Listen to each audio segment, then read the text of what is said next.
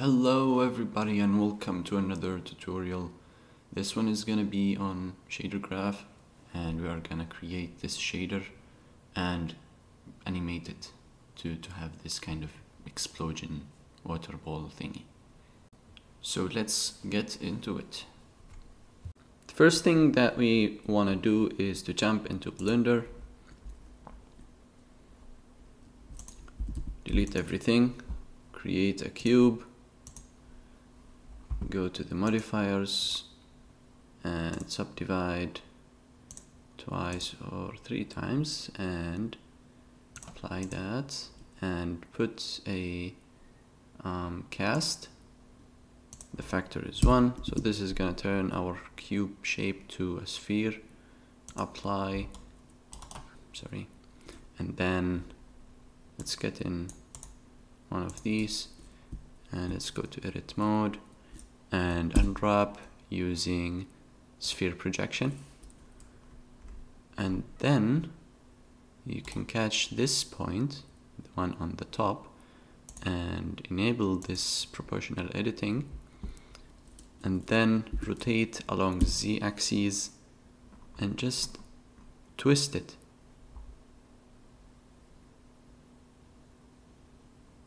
This should be good, I think. You can twist it from the bottom as well. That's good. And smooth. And let's export that to Unity. Let's call it ball and export. Let's go back to Unity now. And here we have our ball. It's a little bit big.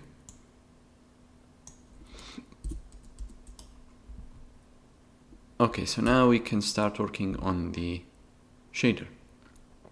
Let's right click, create shader, PBR, and let's call it plasma ball. And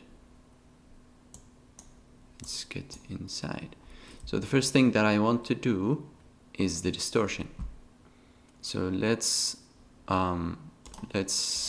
go ahead and create a position node, object space, and do add.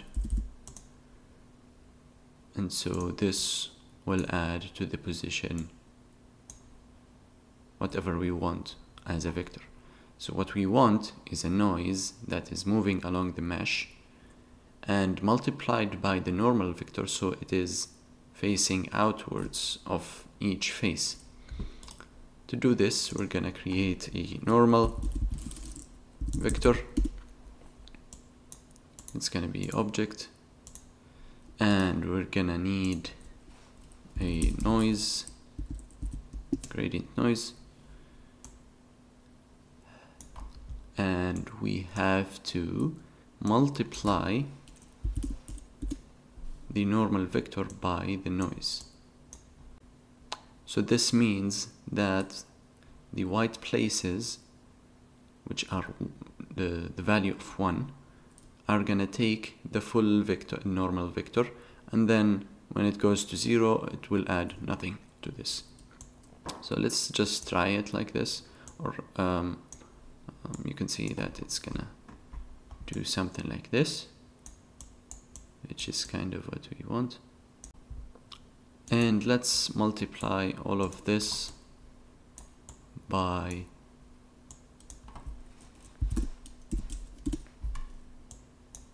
a property. We want to be able to change it from the editor, so let's call this distortion. Distortion, and let's throw it in here and connect it here and connect it here. Let's put a slider for now between 0 and 1.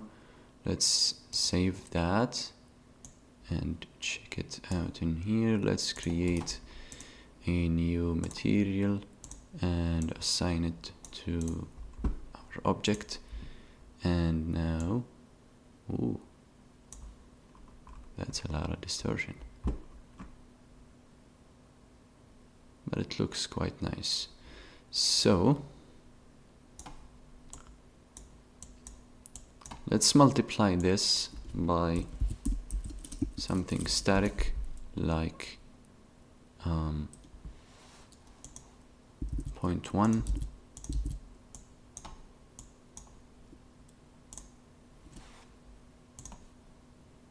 So we can have more control in here.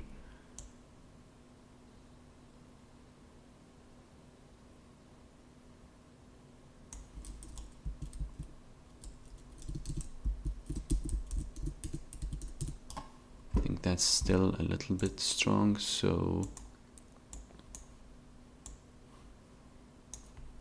let's go ahead and go for 0.5.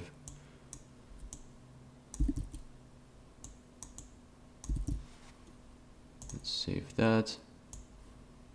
Let's check it in here. So you got the idea. Okay, so now let's make it move.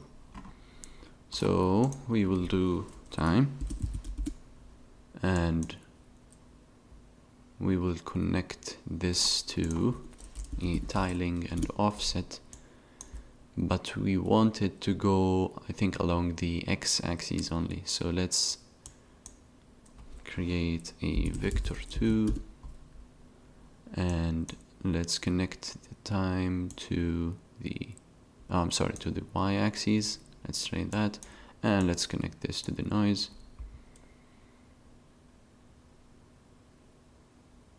Well, you can see that we don't want to connect it to the tiling, but to the offset. Okay.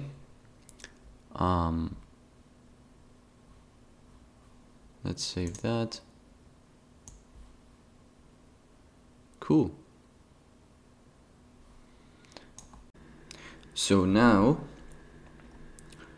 it's still a little bit strong, so I think it's actually better to connect this directly and put this on the noise and make it even less than this, so 0.05. Let's check this out.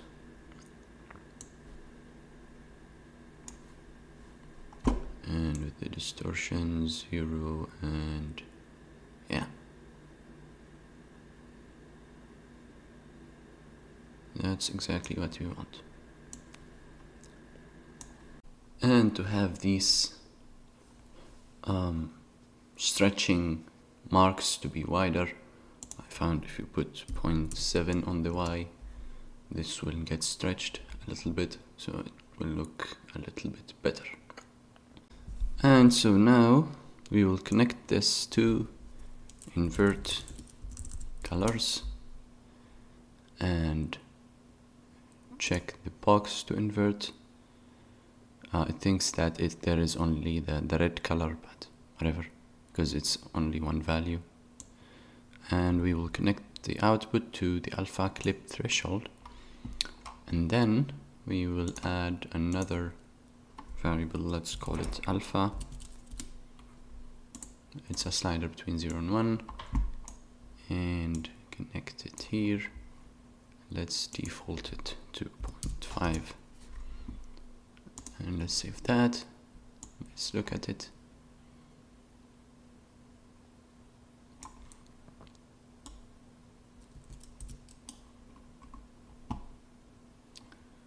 For some reason in the scene, in the editor, it looks weird, but you can see the edges.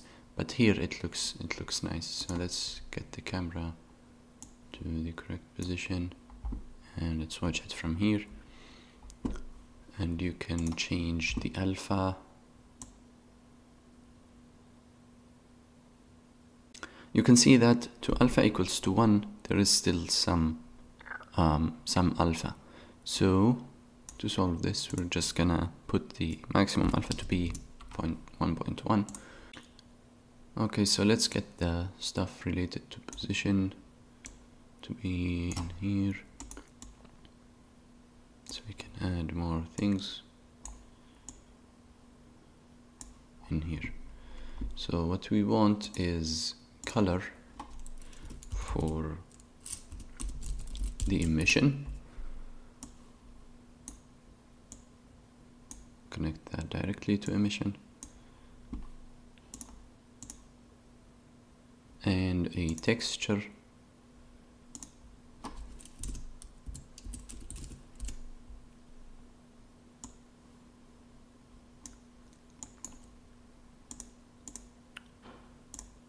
which will be connected for now to the albedo.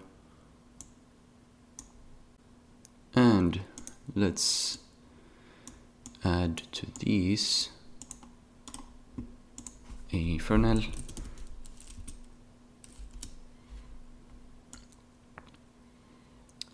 And let's take it.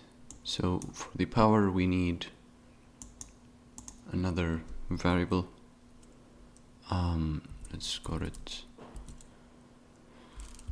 Fresnel power.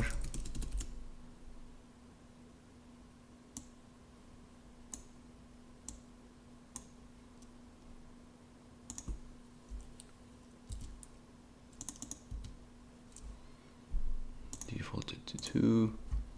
And we'll put this in a contrast node.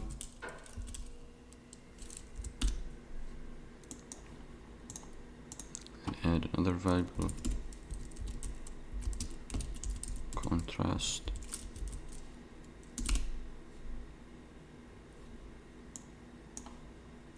Default to 1. You can see what the contrast does is to make a sharper transition between the black and the white. Even if you go down with the power, you can see the difference. So this is what will show in the middle of the ball that it's getting red. So to do that, we will multiply the texture with a color of our own, which is probably gonna be red.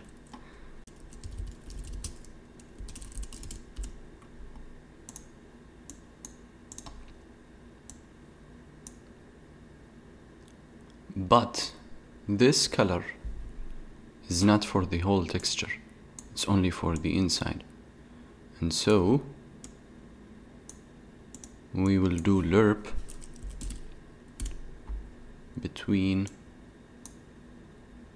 so 0 is the first, is A, and 1 is the second. 0 is the black, and so this is correct. So we will throw this in here, and you can see red from the inside, white from the outside. And then we can connect this one to the multiply and connect the output to the albedo. Let's save that. Let's go back.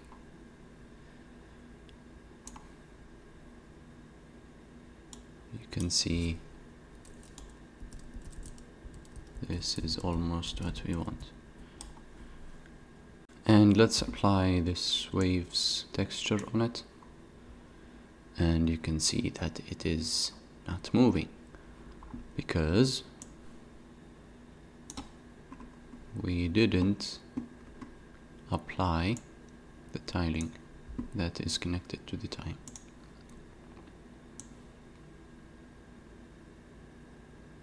But now it's extremely distorted, so we need a different tiling and offset for it.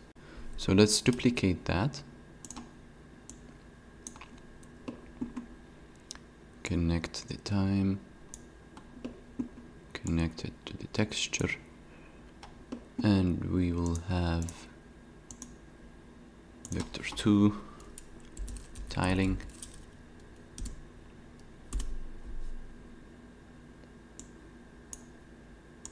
and connect it in here. Let's default it to 1 and 1. Save that, and let's play with these. So I think the texture will need a different speed. So what we can do is this one can be multiplied by texture speed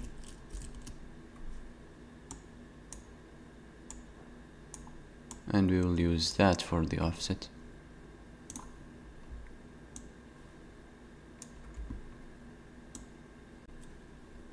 Two is almost fine. You can play with that however you want. So the last thing that we want to add is some controller to remove this kernel. So what we will add is another lerp in here,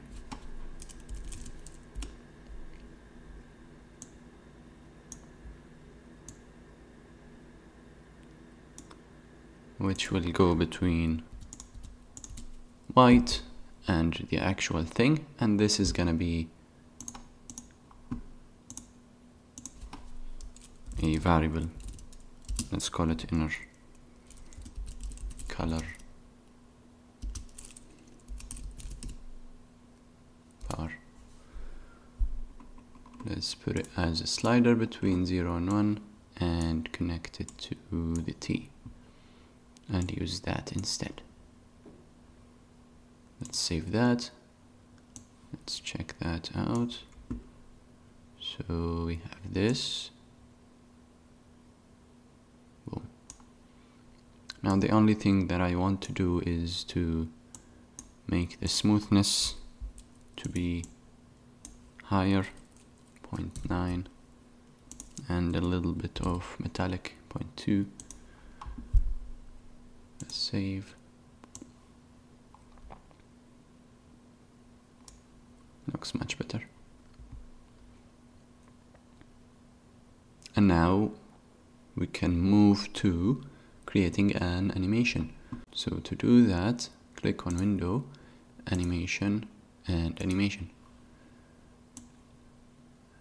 Let's put it in here, and let's create a new animation.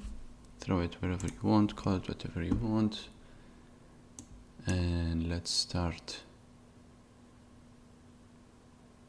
recording. So we want to start with distortion to almost maximum. Alpha is nothing, 0. The emission is gonna be some blue color. And then by the passing of time, we will have the alpha to go back to 0 and the distortion maybe further than that to go to 0 and the emission to go to black.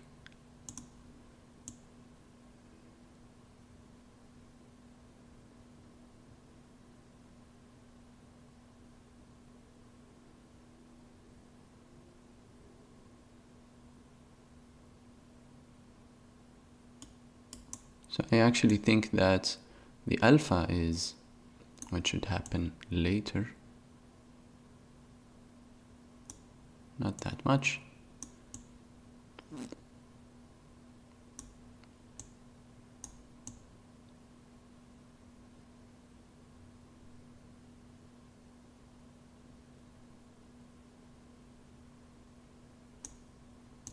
Maybe the color.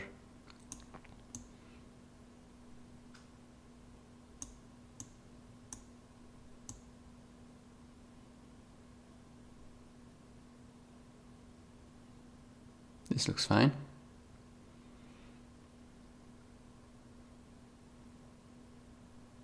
And then let's increase this to 120. And then we will have the inner to increase.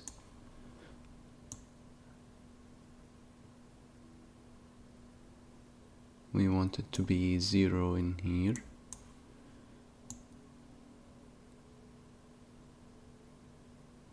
And then we can actually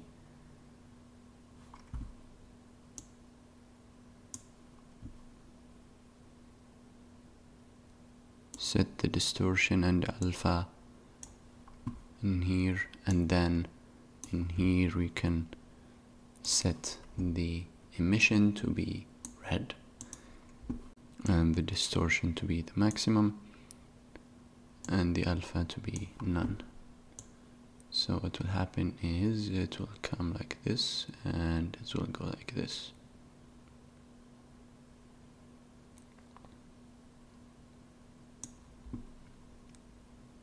So now if we exit preview mode and let's check this controller out, I think this is going to be fast, so I'm gonna multiply it by 0.5 and let's hit play.